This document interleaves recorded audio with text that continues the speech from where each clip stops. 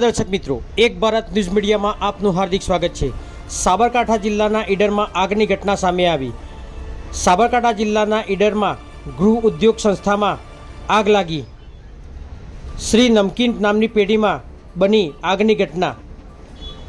ખાખરા ચવાણું સહિત નમકીનનું થતું હતું ઉત્પાદન। ફેક્ટરીમાં આગને પગલે ફાયર ટીમને કરાઈ છે જાણ। ફેક્ટરીમાં રહેલ માલ સામાન બળીને થયો ખાખ। फायर टीमे आग पर मेळव्यो काबू। सदनसीबे आग में कोई जानहानिना समाचार नहीं।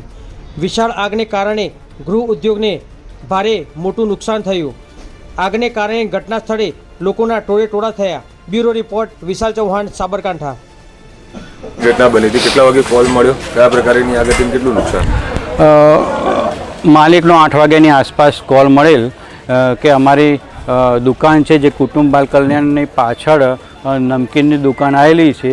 એ નમકીનની દુકાનની અંદર આગ લાગી છે। ઘટના સ્થળે પહોંચી માલુમ પડ્યું કે અહીંયા જે નમકીનનો જથ્થો છે, જે પ્લાસ્ટિક નમકીન અને પુઠ્ઠાની અંદર આગ લાગી। ઘટનાનું ધ્યાને રાખી 2 ફાયર ફાઇટર ઘટના સ્થળે દોડાવી ફોમ કેમિકલનો મારો કરી લગભગ 18,000 લીટર પાણીનો ઉપયોગ કરી અને 100 લીટર ફોર્મનો ઉપયોગ કરી આગ કાબૂમાં મેળવી છે।